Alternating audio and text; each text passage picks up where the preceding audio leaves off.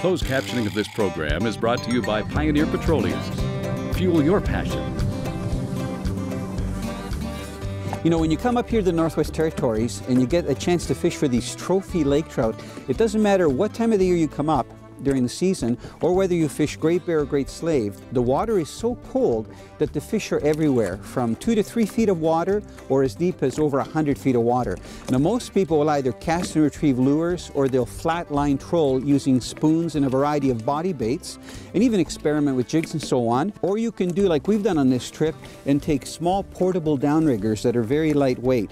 Now you can see these downriggers are a very short arm and they have a clamp mechanism that enables you to put them literally on any boat, especially aluminum boats. The cannonball weighs 4 pounds. It has a flat bottom and a little keel that has some added flash attractant to it. And then we have our actual release mechanism right here. The nice thing about this little portable downrigger is that it has a line counter. So if you watch, when I lower the line down, keep your eye on the 0, I've got it down now to 5 feet. Okay, so when I want to lower the line, all I do is release this tension knob and it allows the spool to free fall. I can even use my hand underneath to allow it to fall just like that, quicker. When I want to retrieve the line, I simply manually crank it up. I know a lot of you guys that fish the Great Lakes or out on the West Coast use electric downriggers. Once I have it in the right position, I just tighten that knob and it keeps the cannonball at the right depth. Now we're using a variety of lures, primarily large spoons, like the one that you see behind me on this rod right here, and also body baits like this, because the lake trout here in Great Bear Lake reach world-class proportions, over 70 pounds. Now the way we attach our line to our downrigger, the first thing we would do is we would let down our lead. So we would let as much line as we want out of our reel. Then when we have the right amount of line out, we would take the release that's right here, and you can see it looks like a clothesline pin. Okay? We would place the line somewhere in the middle of the 2 padded areas, and then I push down, and depending how tight I want it, you can see by my applying pressure to the back, it actually locks into position. And here, because the lake trout are large, I clamp it down pretty tight. So now we lower the cannonball and we put the reel on free spool to allow our line to go down to the desired depth that we see on the spool. We troll. When a fish hits, it literally pulls the line off the release and you fight the fish just with the line. So this is a really smart way to fish at any depth, especially in deeper water, for very large fish, and you can take them with you anywhere and attach them to any boat. Now let's get back to that action.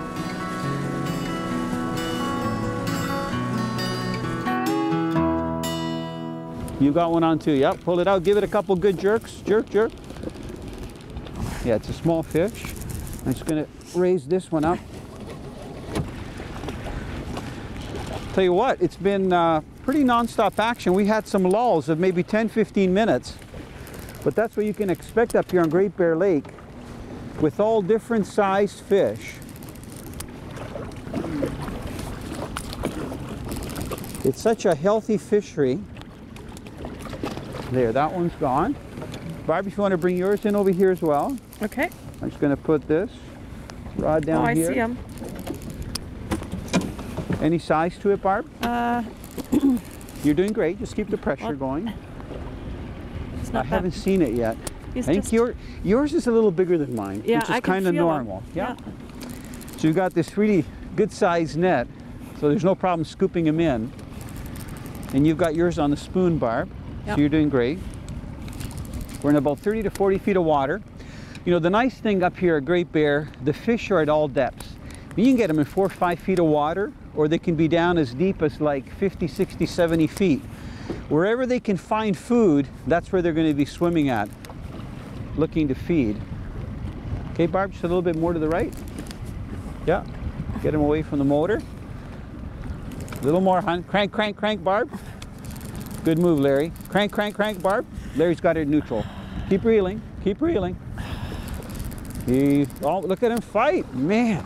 This is where we don't want him to be too green, Barb. You know what? I'm not going to use the net. No? No, because he's hooked very lightly. So if you just bring the rod over, if I hold the spoon, he might even fall off. Barb, you can hand me the pliers. They're right on the chair. Yep. Thank you. The pliers are so important, eh? Now look at the size of that spoon that these fish are hitting. You know, that lake trout is about, I'm guessing, 4 to 5 pounds. And they're hitting these spoons that are 4 or 5 inches long. Beautiful release, and there he goes. It's so nice to use the barbless hooks because the fish come off so easy.